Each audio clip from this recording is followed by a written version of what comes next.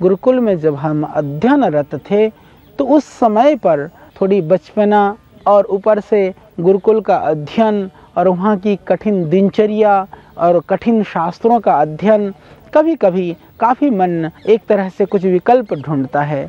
तो मेरे साथ पढ़ने वाले एक सहपाठी जो मेरा मित्र था, वो हमारे वैद्य जी, परम श्रद्धेय वैद्य बलराम जी, जो आज इस दुनिया में नहीं हैं, जिनके आशीर्वाद से मुझे आयुर्वेद का जो मूल जो ज्ञान है वो भी ग्रहण करने का मौका मिला था।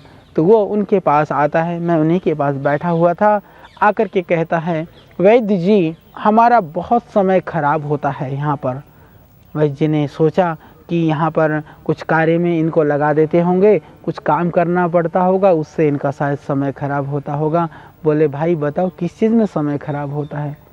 तो ब्रह्मचारी जो हमारे मित्र थे वो कहने लगे, वैद्य जी यहाँ तो सुबह खाओ, सुबह भी टॉयलेट जाओ, शाम को भी खाओ, शाम को भी जाओ, दो दो बार खाना, दो दो बार शौच करने जाना, तो हर रोज़ खराब होता है 1 घंटा। तो बोला वो ऐसा कोई उपाय बताइए आयुर्वेद में, ये जो झंझट है इससे मिल जाए मुक्ति। वैद्य जी ने कहा कि यह एक सहज प्रक्रिया है, इसको सहज होने दो, नित्य प्रति खाना भी पड़ेगा और नित्य प्रति जाना भी पड़ेगा।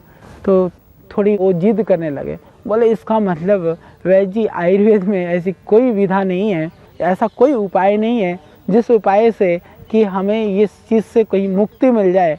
तो वैद्य जी ने कहा भाई उपाय तो है पर झिल जाए वो बहुत मुश्किल काम है।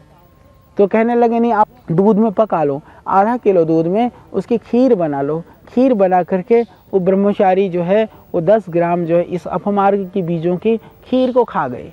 खाने के बाद में इससे भूख भी ख़त्म हो जाती है।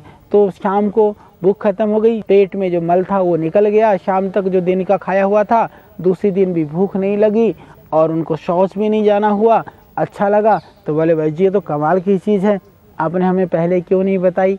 दूसरी दिन भी ठीक रहा, तीसरा दिन भी कुछ ऐसे ही कट गया, भूख भी ना लगी और शौच भी नहीं जाना पड़ा। जब चौथा दिन होने को हुआ तो उनको बड़ी बेचैनी होनी शुरू हो गई।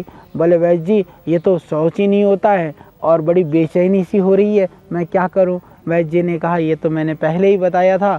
हालांकि 2-3 दिन की जो शांति उनको अशांति में परिणत कर दिया। हालांकि थोड़ी विरेचक औषधियाँ दे करके फिर शौच आदि से फिर उसको ठीक हो करके फिर वो ठीक हो गए।